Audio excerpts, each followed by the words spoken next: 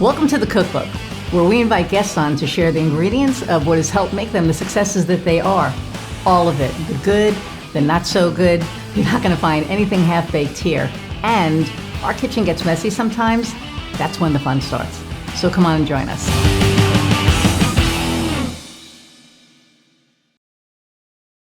Okay, so hey, there are times when we all could use a little extra help and support in our lives. Whether there's something you're struggling with or just seeking connection with other people who understand what it's like to be in your situation, Inovia Behavioral Health can help. Inovia is a subscription-based organization that provides unlimited access to a wide variety of educational, experiential, and therapeutic support groups that are led by live expert facilitators. Now, you can get 20% off your membership with the discount code Cookbook20 when you subscribe. Check it out today at inoviabh.com. Inovia, feel better. Hey everybody, and welcome to another episode of the Cookbook. I am your host, Iris Goldsbetter, and I am excited about our guest today. I'm excited about all of our guests, but I'm excited about our guest today. Leslie and I have spoken a couple of times, and she is big on nutrition. She's a dietitian. She has some really, really good information to share with us. I'm going to read her bio and bring her on.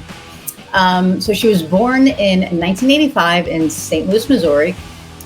She has two sisters, one of which passed away in 2016, which I'm very sorry for. She attended college in St. Louis, Missouri at Fontbonne University. Did I say that right? Graduated in 2008 and at St. Louis University, finishing in 2009. She obtained her registered dietitian credential and moved to Jacksonville, Florida in 2009 to join the Navy. Did I know that? I think I knew that. She worked as I didn't know this. She worked as a naval officer dietitian from 2009 to 2019. She was active duty for 3 years and reserves for 7 years. During this time, she also finished her master's degree from the University of North Florida. During this time, she also worked as at the Naval Hospital as a civilian RD, received her personal training certificate and group fitness certifications. You'll have to explain what the RD piece is. In 2016, she met her husband. She got married in 2017 in a hurricane. Okay, that's another thing we'll have to talk about. And she now has they now have two beautiful kids. One born in 2018 and one born in 2020. In 2019, she quit her job at the Naval Hospital and began dreaming up fit and fabulous family nutrition. She started this business in January of 2020. It's taken a lot of work, but she is now efficiently running a company, a family, and a military wife life. Okay, without further ado, let's meet Leslie. Wow. Thank you. You're welcome. We've spoken before, and I don't think I knew all that stuff. I don't think we talked about all that stuff.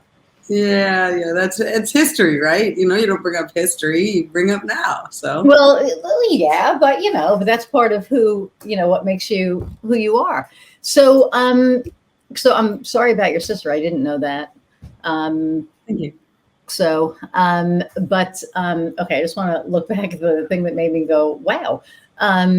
So efficiently running a company, a family, and a military wife life. So, I used to watch Army Wives. Was that accurate, or was that, Hollywood-esque? I'd have to say I have not actually seen the show, but I think it depends on who you are associating with. You can find anything you want to find in a military wife life perspective. So, as you read there, I was active duty, I was a dietitian, and I am now a military spouse. So I have all different angles from the military perspective. So I'm probably not the best person to say that I would fit into that, because when my husband leaves, I knew what I was signing up for. But there's other moments where I know lots of women that don't like it when they leave. And I'm always like, well, you knew when you married him what he did for a living. They are supposed to leave us, right? It's not like they stay. So yes and no. I believe you can find all of those things in the military, whether it's Army wife, Navy wife, Marine Corps wife, you name it. I'm sure there are plenty of walks of life for sure. Yeah. Yeah. And so as as so is military wife like a, because I know people, identify, differently. So is that like an identification? Is that it's just a way of life, or? Yeah, I mean, I would say that a military wife a military spouse, so let me put it that way, because it's not just wives now that are left behind. We definitely have a different understanding. So my husband and I had the conversation when we first got married that there was a piece that is better because I was previously active duty. So I understand the level of commitment that you go through. I also know some of the acronyms because I saw a meme earlier today that was like, when you call somebody on the phone in the military and they're like R2D2 blah blah blah, it's like, what does that mean? And I totally It's laughed. not Star Wars. It's not Star Wars. It is Star Wars, right? But it sounds like R2D2 is from Star Wars. Yeah, but it sounds like that when they're like Ensign Fiala, which is what I used to say my name was, and like Lieutenant Fiala or whatever it was, and then whatever. So to the outside world, they don't have a clue. And so sometimes you're speaking to your spouse, and my husband will do it too, and he'll just spit it all out. And every once in a while, I'll have to be like, I got everything, but what is this acronym? I have no idea. I have no idea what you're saying.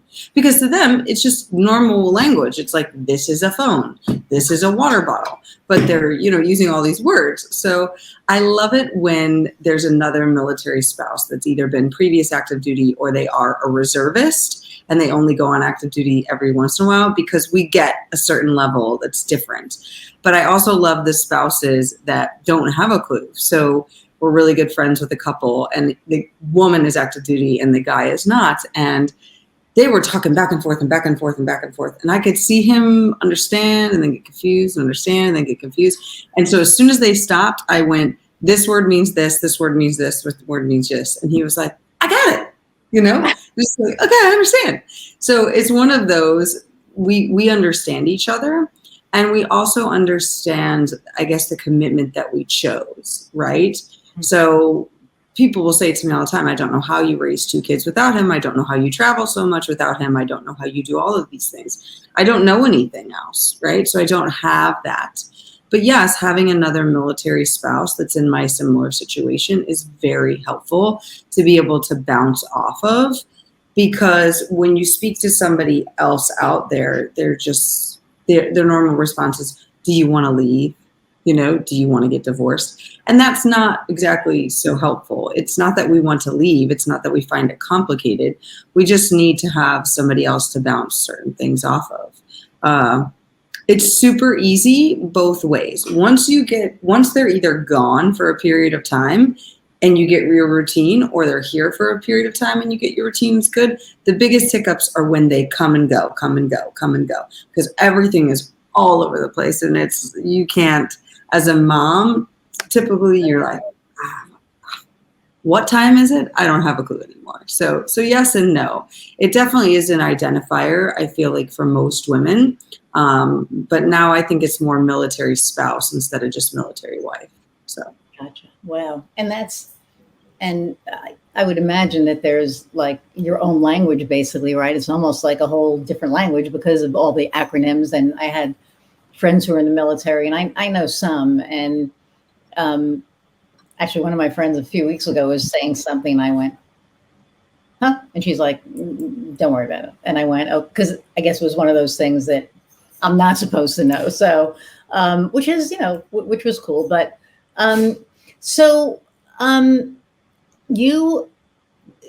you're now, you have your own jam now. So you are doing this, you're a dietitian, but you're also really into fitness. You have this thing going on YouTube where I watch you and I'm like, okay, I got my workout done today. I'm like, I'm going to turn Leslie's video on and just kind of watch her and go, okay, I did it. Because some of the stuff you do right now, I can't because of my back, but you're really active and you're really out there. You're really putting yourself out there, which I think is really, really awesome. So let's talk about that for a little bit. Yeah. So you are correct. I'm a dietitian. And I know you asked me what my credentials were before. So what is a dietitian? A dietitian means you went to school for 4 years and then graduated with a degree and got an internship. And when you went to your internship, then you graduated with that and then passed a certification exam and got your certification to become a registered dietitian. There are other types of dietitians. That's why I say it specifically like that. You can be a licensed dietitian or you can be a nutritionist. And those things come with different certifications, less than a dietitian. A dietitian is the top you can go. Obviously, you could get your PhD, which I do not have. I just have my master's in nutrition, but those are possibilities. So that's ideally what I started as. I did finish in 2009 and became a dietitian, and I joined the Navy right away. It was one of those things that I decided to do to get my experience. Everybody wants you to have experience, but nobody wants to give it to you. So I joined the Navy because they didn't care if I had experience. Nice. I can't tell you it was easier that way, though, because I learned being a dietitian and acronyms and military life all at the same time. But that's okay. I still live to tell the tale. So now I use the dietitian piece as well as across my years, I became a personal trainer. I'm a group certified fitness instructor as well. So I can teach group programs. I can personally train you in person, doesn't matter. I have different certifications because I really feel that the two really need to go hand in hand. You can't work out and be healthy or eat healthy and not work out and be healthy. So they really need to be together. So I always felt called to put them in one bucket. But as I've evolved in my business, I don't think that those are the only two pieces anymore. So I run a business called Fit and Fabulous Family Nutrition. Yes, I teach from a perspective of knowing that there's really 4 pillars to weight loss. And one of those being nutrition. Is nutrition catered to you? But not the way we say it online. Oh, I'll calculate your macros, or I'll give you a specific plan, or whatever it may be. This is more specific. So people come to me sometimes with, I'm having some weird bowel issues, or I can't seem to lose the weight the same way anymore. And the reason is because we just group you into, oh, well, you can't eat gluten, you can't eat cheese, you can't eat meat, you can't eat. Whereas it's not so much a big umbrella, it's more broken down to you. So I help them really get into the nitty gritty of, you can have bread, but this is the only kind of bread you can eat. Or you can have cheese, but this is the only kind of cheese you can eat, right? So I really get into something specific for you and teach you how to become your own identifier as it. So you don't have to not be able to choose in the moment, which one do I choose that's going to make me feel good instead of make me feel yucky, right? So that's one piece. Another piece is the physical fitness aspect to it, of course. Another piece is something I call detoxing your kitchen and sort of detoxing your mind at the same point. We're living in a bunch of old energy that's in our kitchens, it's in our pots, it's in our pans, it's in our food, it's in the way we think, it's in the way we have patterns. You know, you were raised in a house where your mom said at 50, we all gain weight because we hit menopause. And so you'll get this really cool menopause apron or whatever. And guess what happens? You turn 50 and you get the menopause apron because you live into that, right? The same thing is happening in your kitchen, believe it or not. So you're putting all that into your food. So both of those pieces are in the third piece. And the last piece is energy work. So I use energy work with my clients and I help them to walk through some of those deep, dark things that are buried in their mind that are keeping them bigger than they want to be or unhealthy or having all of these side effects from what they're eating or drinking. Wow. So you said that you can't work out and not eat healthy and can't eat healthy and not work out and be healthy. So if I'm eating right or trying to eat right, I'm not improving on my health, or? You are improving on your health. I'm not going to say that, but you're not the healthiest version of yourself. There's a truth behind that. And don't get me wrong, I'm not saying you have to go pound it out of the gym, lift heavy weights, do all those things. It can be simple walks. Research now shows 3 10-minute walks a day is just as healthy as somebody that's running for 30 minutes. Really? It's getting your body into motion. It's moving. It's being physically active. So when we think workout, we think go to the gym, lift heavy weights, or go to some stupid spin class I don't want to do, or have to take a run and cry the entire time because I don't want to do it. I actually have had clients say before, I want to work with you, but if you make me run, I will leave. Are you serious? Anything about running? Yeah. Like they just don't want to run. And I'm not forcing you to do anything you don't want to do. I've done lots of activity. One of my favorite activities to do is I actually own one, not here in Spain with me right now, but a pole. I love pole dancing. It is the best fitness you could imagine in your life. And I it's met so much somebody. fun. I heard so.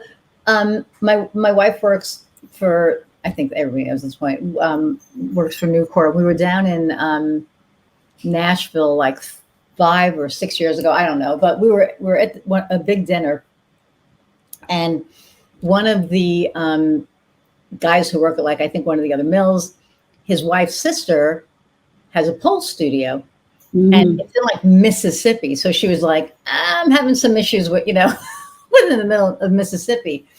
But I mean, she was in amazing shape. And I've seen, and people, and I hate people judge about all kinds of shit, right? Which makes me nuts, because when I see people on the pole, and I've seen people, and I don't mean in a strip club, because I've actually never been to a strip club. Me neither. Ever, right? But I've seen people like on poles, and I'm like, how the heck? Like, I couldn't even hold the pole, never mind, wrap my leg around it and balance, right? So I think it's amazing. Oh yeah, I loved it. I absolutely loved doing it. So people think physical fitness means hatred if they don't like to be active, or if they've been in pain before or injured something, they assume something negative has to come from it. And that's just not true.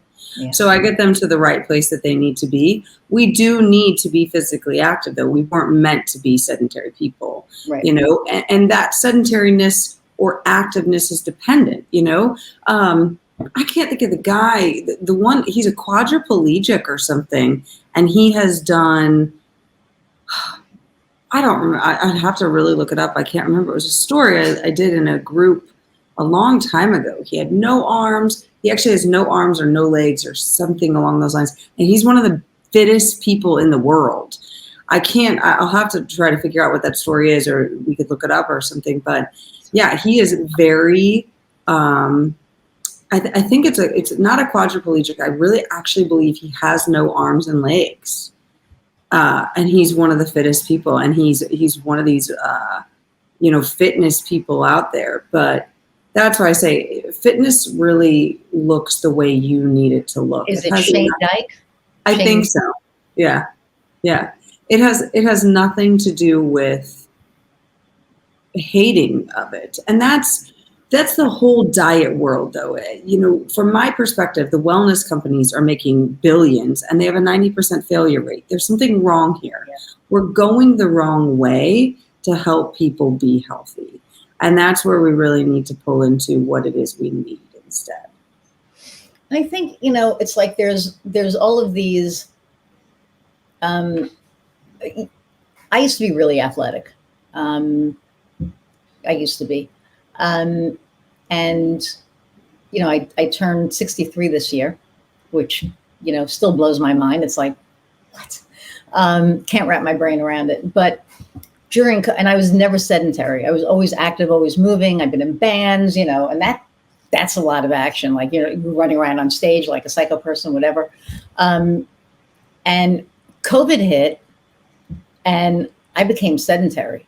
It was like, I knew that I had to be moving, but I couldn't, because the first year of COVID kicked my ass. It just brought me so down, because, I got into mindfulness. I did a lot of inner work, but as far as moving around, I really didn't. And then we bought this house and it has a second story. So I was like, oh, I'll just walk up and down the stairs, a few times. And I just never did it. And now I know that I'm paying for it. And not that it's, like negative, oh my God, you didn't do it and you're paying for it. But I feel it in my body, because, I'll go outside to throw the ball with the dogs, and I get winded pretty easy. So I've been trying to really do that every night now, especially now that it's nice out, because I can't stand the cold weather. So to get me to walk out in the cold, I should be walking up and down the stairs. But I'm so used to being here in front of the desk doing all the things that it's really hard to, get up and get going. So But it makes me feel really good to know that if I'm out there with them 20 minutes at a time, and I'm running back and forth with them, that I'm getting at least something in. Because I think for the most part, I try to eat healthy. I probably could eat a little cleaner as far as where the food comes from. But I try to eat healthy. My wife, no veggies, no, she's getting better with carbs. But, I've always been more of the vegetable salad, kind of person than her. So I try to eat well where I can. Yeah. Yeah. And from both perspectives, I teach people more of how to read the energy of what they need from the food instead of choosing something because it has a label. Like I'm going to choose something because it says organic, or I'm going to choose something because of where it was grown.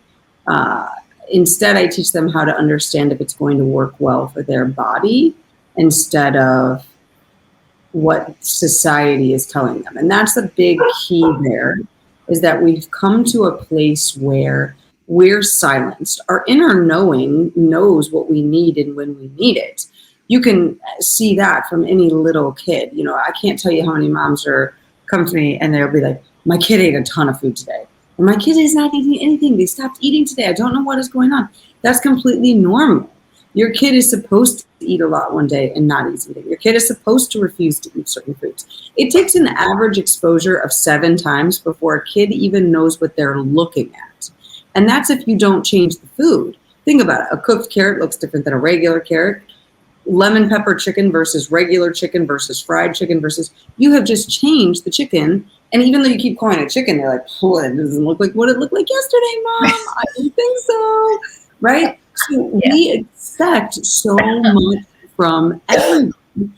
And we lose our inner self who's actually trying to tell us, eat this, don't eat this. But then we put ourselves in front of television and we go to school and we see the kid next to us has this amazing white bread, or we see Fruit Loops averaged on the TV. And we're just like, I want to eat the Fruit Loops, because all of those things go in our mind and that little voice gets silenced. And so we no longer listen. And then top it off, go to school. You're told when to eat, when to drink, how to eat, how to drink, how you can go to the bathroom. So now you throw that into play and you're no longer even allowed to do your basic needs as needed. You completely lose what you need in order to be healthy. So then fast forward, you're in your 30s, 40s, 50s, 60s, 70s. Where do you go? You go outside of you to try to learn more what you need. And that's still not giving you the answer. Oh. I think you froze during that. Can we clip it there and start it again?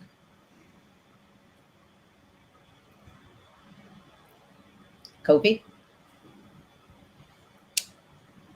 I thought you were just going to keep going because there's no reason to stop it, and you should just keep going. Oh, we're just like when it completely black. I know, but yeah, just keep going. You guys will be fine. Okay. Well, that was fun. Okay. Yeah. Okay. Go ahead. 27. Yeah, that's okay. Time now. Yeah. Okay. So that is, a big piece of it. We have written off all of our eating, drinking, working out, what we actually need for our bodies to the people outside of us. And so when we get older, what are we doing? We're still giving it to the people outside of us. Right. And part of what I teach is that it's from within.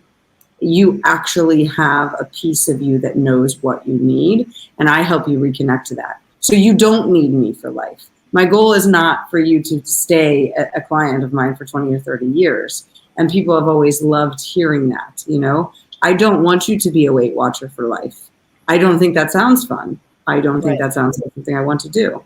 So I really get into that additional piece of really understanding what you need versus what you're being told.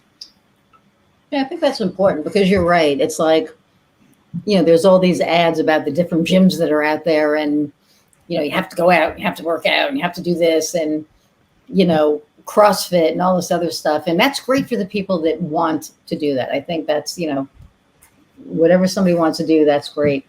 But to make it like, I feel like sometimes the advertising shames you if you don't want to do it. It's like, how could you not want to be this fit? And I saw a picture of this woman that was like all muscle. And I thought, for her, great. If that's what you want to do, great. I was like, oh, hell no. I would never want to look like that. That's just not my thing. But there are some people out there that really do that. And it's like, Agreed. okay, but I like what you're saying is that your body already knows what it needs. And we It don't, does. like here, we don't know it, but physiologically our body knows, and that's what you bring out. Yeah. Yeah, it's very, I don't call it intuitive eating because if you've ever looked at intuitive eating, if you've read the book, that is not at all what I'm teaching. So I don't use the words intuitive eating. It is, a combination of everything I teach. It's part of understanding the secret energy of food. It's part of detoxing your kitchen. It's part of, releasing all of those patterns that were given to us by our parents, by other people. One of the stories of mine I always share is that when I was in high school, within the first week of high school, I had 2 people tell me I was too fat, and I was a healthy weight. I just wasn't skinny. I was not skinny. I have never been skin and bones. And so immediately, my brain went to, I have to die to be skinny. I need to be petite. I need to be smaller. Why aren't my hips smaller? Why am I not the smallest size? And I had never had a weight issue in the world prior to freshman year of high school. I had a softball coach tell me I was too fat to play varsity, and I had a friend who told me I was too fat to hang out with her and her friends. And if you looked at my BMI on a scale, I was completely healthy. My height and my weight were proportionate. I wore a single digit size, which is actually the most common size. I think it was like a 6 or an 8 then. And that's the most common size in the world. And so I was not a 0 or a 1, agreed, or a 2, but those 2 things really sent me spiraling. In high school, I was not the person. In high school, you get the free for all where you get to choose your own food, and you get the fried foods, and you got a bookstore, you can go get candy and all these things. Me, I never went. I never ate. I cried the day I forgot my lunch, and I was so hungry that I had to buy lunch. Wow. I never bought lunch. I never got candy from the bookstore. You would never see me eat anything that I didn't bring with me, because from that moment onward, I was just dying to be skinny my entire high school life. And that's where we really lose ourselves, and we don't see that. And there are people I talk to now that, I always kept up on a pedestal, and I'm hearing stories of them about just chronically dieting and going back and forth, and how they've, died to be skinny. So when they get to that place they don't like, they just chronically throw themselves on a diet and go back. And now in their 30s and 40s and 50s, it's not working anymore, because it shouldn't. You've ruined your metabolism. You've ruined your body. You've ruined the entire internal pattern, and your body's finally decided, peace out. I'll see you later. And so that's what I help people to reclaim as well, is really, if you can get back to where your body can trust you again, you will be as healthy and happy as you want to be. Wow. I mean, that's intense. It is. Food has so many connections. We just joke that it's just food, but it's not. It's not just food. And you can evidence that by when, your 3-year-old's ice cream falls on the floor and they throw a big, huge temper tantrum and they're crying at the top of their lungs, right? And meanwhile, as a mom, you're like, there's more ice cream right here. Let's get more ice cream. Put it in the bowl, right? But it didn't matter at that moment. It was like full out tears, like you told them that their, favorite TV show canceled or something. I don't know, but it's one of those moments. And we have so much of that, that if you were ever told, I have clients in the past that I've had to say, were you ever told as a kid, if you eat that way, you'll turn out to look like so-and-so who happened to be morbidly obese? If you've heard that enough times, guess what? You now just believe you're morbidly obese because you're eating it. So everything you do as you age will draw you to morbid obesity. That is insane. I mean, that's just, not that it's insane that that's the result, but that kids are so mean. Not all kids, but the fact that you had people actually tell you that you were too fat to hang out with them. Yeah. wow. And now you'd be like, fuck you, pardon me. But I mean, seriously, it's like, are you kidding me? Yeah. I don't even, I do remember the one thing that one of the things that we talked about, but one of the things we talked about was, you know, that pot that was grandma's that you think is, oh, it's grandma's pot. It's like, get rid of that shit. So Yeah. talk about that, because it was the energy around that. I was fascinated by that. Yeah. So there's a piece, I always bring this up that, it's not just the words that you heard, but it's the items that are in your kitchen. It's the things that you're using, right? So let's say, when you got married, grandma gave you something of hers that you loved as a kid. And maybe let's say it's your teapot. Let's go with the teapot. Okay. You always loved the teapot. And so now you have this teapot and it's just sitting in your kitchen, right? Maybe you use it occasionally, maybe you don't, but that teapot has so much behind it. You don't know how grandma and grandpa were behind the closed doors. You don't know what energy's been thrown into the pot. You don't know what pieces are inside of that. And that's just sitting in your kitchen. Now let's add to that, the pots and pans and things that other people bought you, right? So I'm picking up the awesome waffle maker you want because you're getting married from, Bed Bath and Beyond. I think that still exists, although I think they're going out of business, right? And they hand you the waffle maker, and you open it up and you start making it with your husband, and you don't feel as good after you make the waffles. That could be because meanwhile, me and my husband over here who bought it for you, we're having a knockdown drag out fight as we decided to pick it up from the shelf, and we're holding it and we're fighting with each other. And maybe we're even fighting with each other on the way to give you the present at your wedding, right? So all of this comes into play. And so you have to think about that. Now add to it, now you and your husband or you and your wife or you and your whoever are in the kitchen also fighting. That goes into the pot, right? So it's very much that the energy of what's in there is behind it. And I always throw my husband under the bus, but for a little while when we first moved here and we've had 4 or 5 routines, and we've only been in Spain for 6 months basically. And it's just hard because we had to move out of a hotel and then into our house, and then his job shifted, and then my job shifted, and the kids went to school and now they're out of school. And so there's so many different reasons why things have shifted. And so he would get frustrated at times, and he would just like loudly do the dishes or do something like that. I will do the dishes. Let me do the dishes. I'm not doing anything wrong.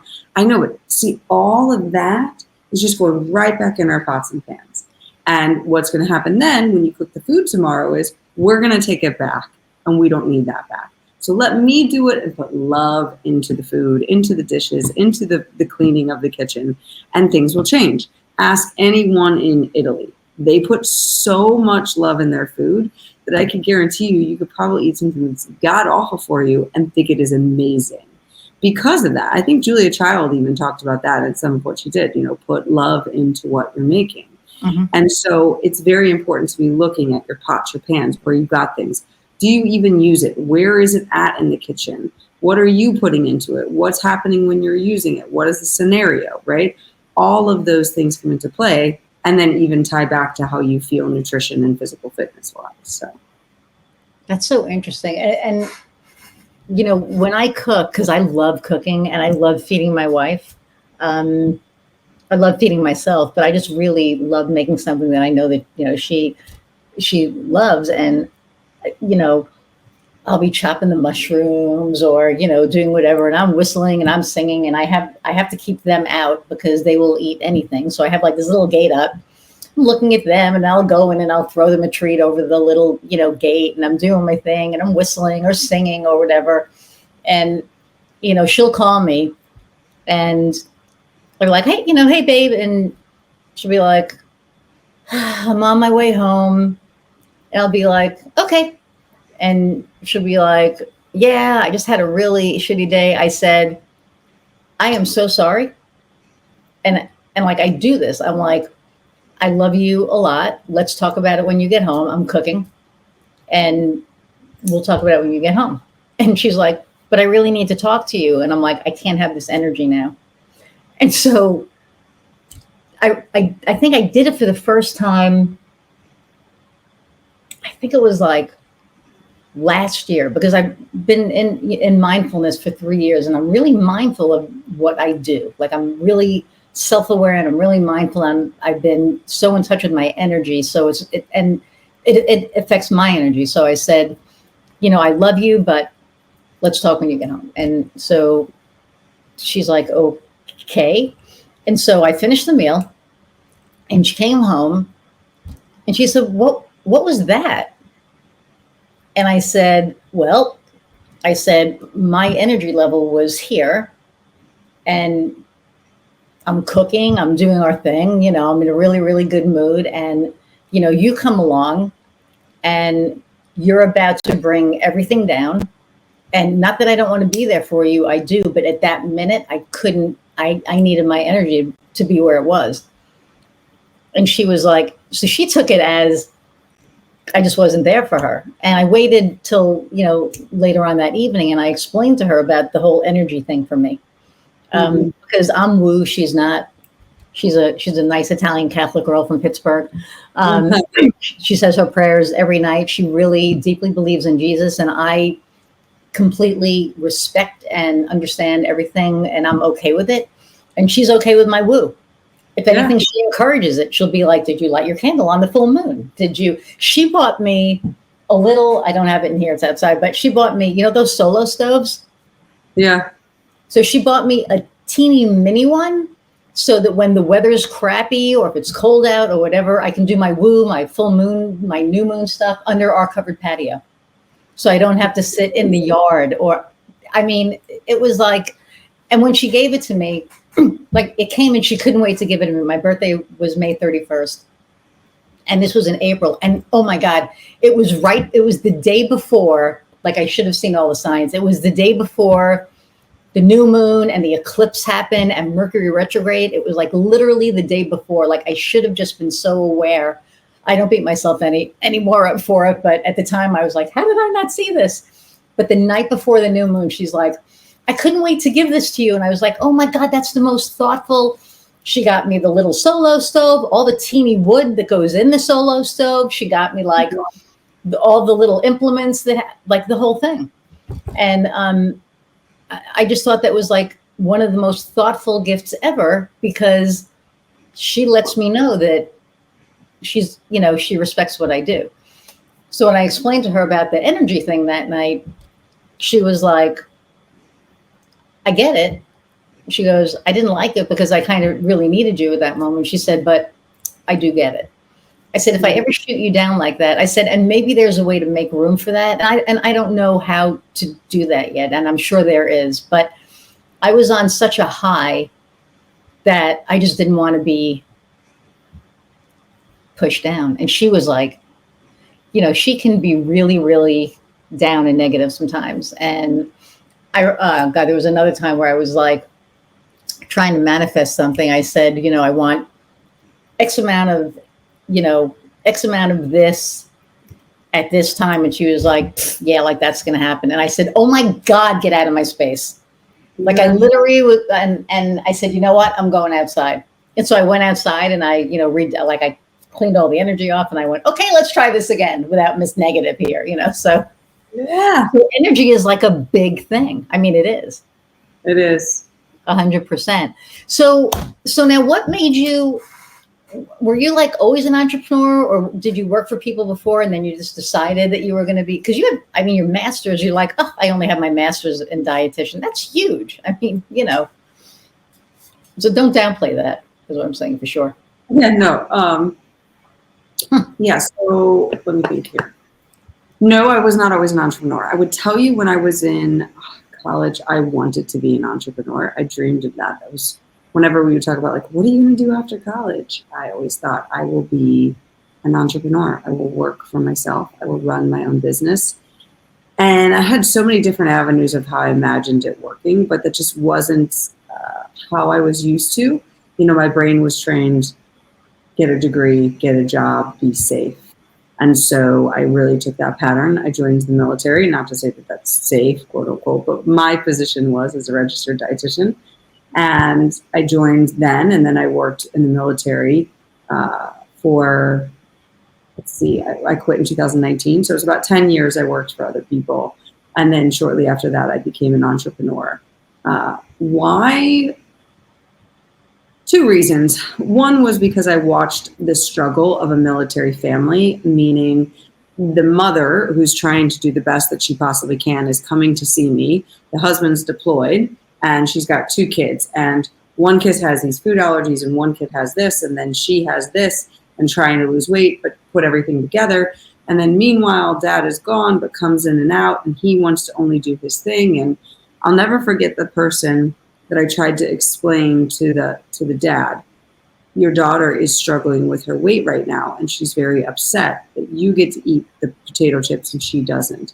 What do you say you just eat the potato chips while you're at work? Why do I have to suffer? It's not my fault she doesn't know how to stop herself. And those are real things that I could not treat. Wow. I was confined by certain rules of working in a government. So I passed it on to who could potentially help from then, but I couldn't help the mother that needed help from all those angles, because by law, I could really only help her. And her asking for the kid that had food allergies and the kid that has this, I can't throw it all together and make it work. So that was one big piece, is that I really wanted to be able to help someone. You're the primary cook of the house. And let's say, your wife wanted to lose 20 or 30 pounds, and you know how to cook a certain way and you think you know how to help her, but you don't. That's where I love to come into play. So you still get the things you want. She gets what she wants. Nobody's eating 17 meals and cooking all these different things, but making it all work, right? I also do it now from a perspective of doing everything for somebody. So I have a top tier program where I can literally help you wherever you are. You can have 24/7 access to me and be like, here's the menu to the restaurant I'm going to. Tell me what to eat. And I will help you with that. I want people to have the health that they want, and I want them to understand how to do it. And I'd say the other piece really was, once I married my husband, I don't like resumes. I am great at job interviews. Don't get me wrong. I'm really good at them, but I don't like to do them. And I didn't want to have to keep moving around looking for jobs and doing those things. So in 2019, after we had our daughter, and he moved, I basically had our daughter, and he was around for about 6 weeks, and then he was gone and didn't live with us again full time until maybe 2 weeks before she turned 1. Wow. Yeah. And so it was a lot. It was a lot. There was a time period that I can remember that I was waking up at 2:30 in the morning to do the things that I needed to do, to wake her up, to have a little time with her before I took her to daycare. I would go to work. We would get home from daycare. We would sit down. We would eat dinner. I would play with her a little bit, give her a bath, and then put her to bed and do all the other things I needed to do. Clean the bottles and put everything together and do every little step that I needed to do to get us to where we needed to go. And I was probably going to bed around 9 to 10. So getting an average of about 4 hours of sleep. And wow, that was fine. And I did that completely fine. I refused. When we thought he was going to come home and it looks like I was going to get a part-time job, and then I didn't get the part-time job because somebody found out I was a military spouse. They didn't want to retrain me, and I understood. At that moment, I just said to him, I can't do this anymore. I need a different job. I want to be more present for our kids. I actually had a daycare lady say to me one day, oh, look, Lily, your mom was the first one to drop you off, and you're the last one picked up in the whole place. And my heart broke. I felt like such an awful mom. And those things, were parts of the reasons why I became an entrepreneur. And now it's the best of both worlds, because I can do the things that I need to do for my kids, as well as help the people that I want to help and that want to be helped. I do talk to plenty of people who want to lose the weight, but I'm just here to help you when you actually want to, be the healthiest version of yourself. So that's really why. Wow, that's awesome. Because you think about it, and I've had, I don't know, we're at like 48 episodes now or something, and everybody has like a different, why. A lot of moms, the kids were the impetus, right, or the catalyst, and And I think that, there's like this, either you have the entrepreneurial spirit or you don't. There's, right? So the fact that you do was really good because you were able to do all the things and obviously do them well. So, Yeah. Yeah. I look back and I think to myself sometimes, I should have just started in college. I know now, like, I don't regret anything in my life. Obviously, everything worked out perfectly as it should be. But that was 100%. There were days at the Naval Hospital I was sitting there and I'm like, it is 1 p.m. I have to stay here till 6:30, and all I'm doing is holding down a chair for the rest of the day. Gravity's got it. I'll see you later. That's what I really wanted to say. Gravity's got the chair. I'll see you tomorrow. There's so many other things I could be doing with my life right now than holding down the chair. So sometimes I'm sure other entrepreneurs will have this when you think to yourself, why do I have to do this task? I always think back to just holding down that chair. And I think I would rather do this task any day than hold down that chair. There you go. That's a great, that should be on a card somewhere. Because it's true, right? I mean, like I used to look at it that, the people that I worked for, I was making them money and I wasn't getting paid what I was worth sometimes. So it was like, why am I making them money when I could be doing this for myself? And, it's almost like, why rent an apartment when you can own a house, right? It's like that kind of a thing. So what advice do you have for people who are, thinking about becoming an entrepreneur? Like, they're out there and they're, kind of toying with the idea. And what advice do you have for them? That's a great question. And before, I think I would give something more to the extent of, oh, just go do it. And I think my answer now is, I'm 37 and it has taken me until I was 35 to actually start listening to my inner voice. And while this doesn't correlate, it relates to me and how I want to express this. My family is in town right now. They're visiting. I'm in Spain, as I've stated before. They're visiting from St. Louis, and they rented a car, and they were returning the car today. And the only person that can drive our vehicle right now is me or my husband. He's gone at the current moment. We drove home from Portugal today, which was a 3.5-hour drive. So I drove one car, and he drove another car, and we had to drive then back to the airport. 30 minutes there, 30 minutes back. And I said, do you think you could drive there and I could pay for your taxi back? And he said, sure. And why does this matter? Because I knew innately, I don't want to do that. I don't want to do that. I don't want to take the hour. I don't want to drive the car. I don't want to return the car. I don't want to do that. And I feel that that is what I would say to anybody. If you're thinking about it, if deep down inside, it's the thing that just aches at your soul, do it. Because in my mind, that's a big piece of what I teach people to do with food. It's a big piece of what I do now with everything I do in my life. Instead of listening to the patterns, and that broke a mold there, because that's not something in my family we do. It's almost frowned upon if you make the person, take a taxi or do something and you don't go out of your way for them.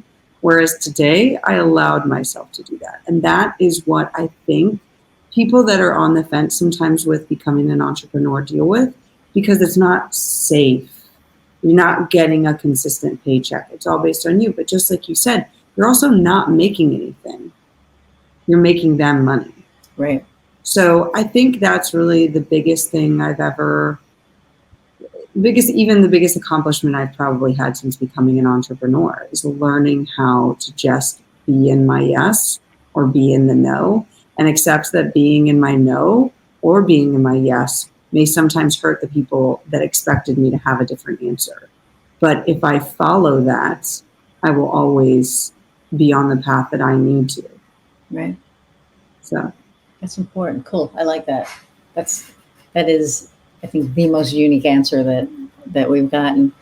And it's true, because for me, if it's goes back to energy, if I'm going to do something or work with somebody and it is not a full body yes, I don't do it. mm-hmm. If it's like maybe, it's a no. Yeah. Because, when I don't listen to that, and, Shoshana, like, she kind of, we had that conversation. I was like, man, if it's not a full body yes, and she's like, yes, you're there. Because I used to be like, well, it's not 100%, but it's not like a no. So it's probably Right. a yes. Every time it's not a full body yes, it's like it should have been a no. And I never should have myself, or should whatever. But yeah. And so listening to my intuition, my body, whatever has been really well serving for me. Agreed. What is some obstacle, or what's an obstacle that you've overcome that, because there are seasoned entrepreneurs listening to us, and, we all go through something, right? We all go through that thing. Like, I just went through my scaling obstacle, which was a freaking nightmare, but I'm here, and I lived through it, so it was good. But, what is something that you've gone through, and have come out the other side of? Excuse me. I'd say they're kind of correlating. Understanding that I don't have to be there for my kids 24/7, that my business can take a precedence. It can come first at times, that I don't have to have the guilt because of that. But more so on top of that, understanding that my business, me as a mother, me as a spouse, I have to take time for myself, which is something that was not there. So when I say that, it's because putting down business, putting down taking care of the kids, putting down being the spouse, especially when your husband is, gone so often, to not have a ball in the air, or all the balls in the air, is very scary. And so to continue to run all of these things efficiently, I'd really have to say one of my biggest obstacles was understanding that I actually still have to take care of me, and that I really have to still understand who I am and give myself the time for myself, which sometimes comes with a massive amount of mom guilt, or wife guilt, or, business guilt, or, watching somebody else have that. And so really releasing that guilt has also become very important to me. As a military spouse, even moving to Spain, and I mean, right now I'm living on, it's 11 o'clock my time, which is a shocker that I'm actually up, and it's totally okay. It's me understanding that there's certain things I want, and I'm not going to let, living 6 hours away from where I used to live take that change. And I'm not going to raise children who believe that everyone else comes first other than themselves. And so I'm okay with somebody saying to my kids, your kid told my kid no, even though they invited him over. Good. I guess they didn't want to do it. And it's okay that that's not something that's been taught. So I'd say it's a combination of those two things. Really, really taking the time for myself, and then adapting to this crazy move and really crazy schedule. Because sometimes I'm up there 2 or 3 in the morning, because that's a call that I need to be on sometimes for coaching calls and things like that. So it's adapting. And I don't even know that I call them obstacles. I like to call them almost like speed bumps, a learning period, where I'm going to have to slow down to navigate where I'm going to go over this bump, but I'm still going to make it to the other side. Nice. Okay. Cool. And are you like outside? Because I see like the wind is kind of blowing I feel like Yes. I feel the warm.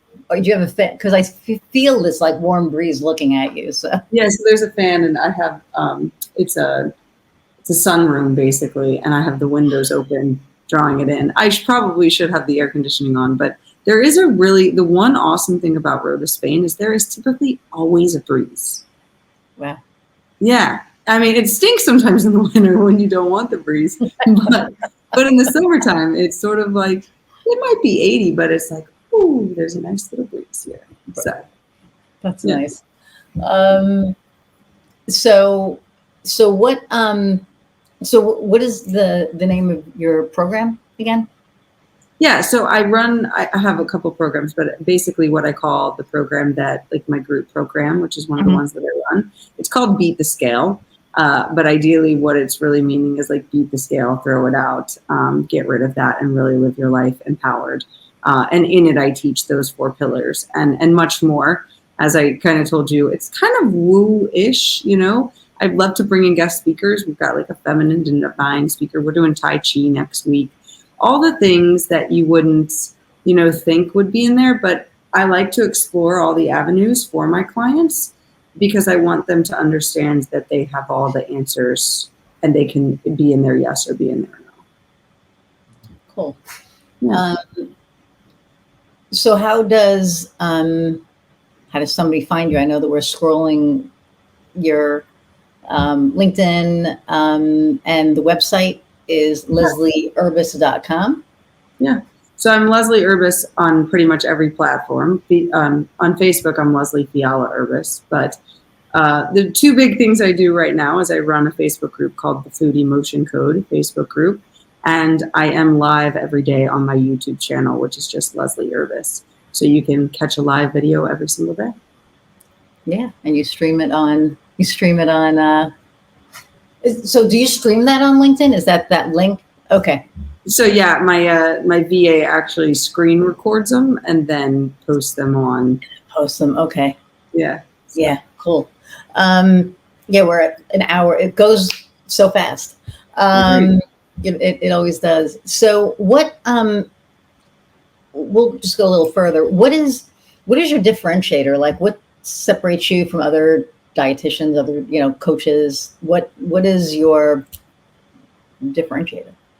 I would say those last 2 pillars. It's not just I'm going to worry about nutrition. I'm going to worry about fitness. It's really tying into the energy piece, not only the energy of yourself. I'm actually getting another certification to walk people through another process with their energy, to be able to walk them through years of therapy in just a session.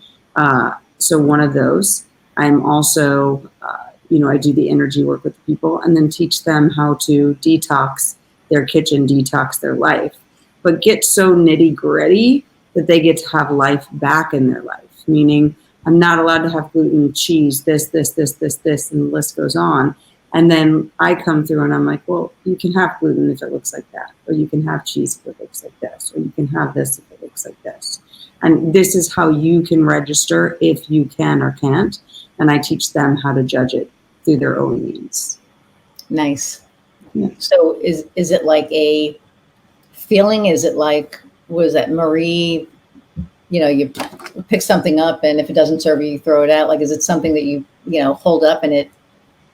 Not hold up. There is a similar process, but not hold up. It's a great question to ask. So there's multiple ways that you can do it. One of the ways that I was taught was through, just reading energy. The more you clean up your energy and the more you feel with your energy, the clearer it is, yes or no. You don't have to do some of the other things. But to start, I give you tools so you can see where you're in alignment and where you shouldn't be, and learn that. And then eventually it can be something just as yes, no. Yes, no, right? You just automatically, I'm really sorry, I'm not going to eat that today. Thank you, though, for offering me that. I just don't feel like it, right?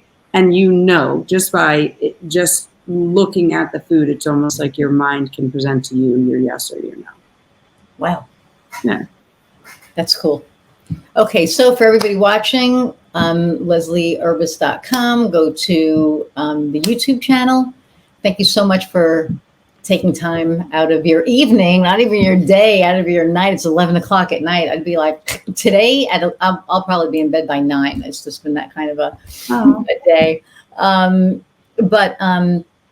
So thank you. And it's always a pleasure, talking to you. And then the last question that I ask all of my guests is, what lights your fire? That's a great question. Well, I would say 2 things. One, watching somebody after multiple years later of working with me, still exactly at the weight that they left me at and their healthiest version of themselves, living their best life. But from a personal standpoint, outside of just helping others, I would say traveling. I absolutely love to travel. I could travel my life away. I'm so thankful I live here now because we've traveled to so many different countries. Like I said, I just got back from Portugal today, and I just never really realized how much I absolutely love to travel and see a new place. That's awesome. Yeah. Cool. Well, thank you so much. Hang on, I'm going to say goodbye to everyone, and I'll be right back. So, everybody, thank you again for hanging out for an hour plus. I don't know which one hasn't gone over an hour, but thank you so much for hanging out with my guests and myself. I want to thank our sponsor, Innovia Behavioral Health. Feel better. And for the comments, I've gotten a couple of emails, which was a little unexpected. That was kind of cool. Thank you for your comments and for your encouragement to keep this going. I'm not going to stop. I love this. I love the platform. I love all the different people that I get to meet and that I get to bring to you all. So, so thank you for all of it. I appreciate and I'm grateful for each and every one of you. And until next time, go out and find what lights your fire. See ya.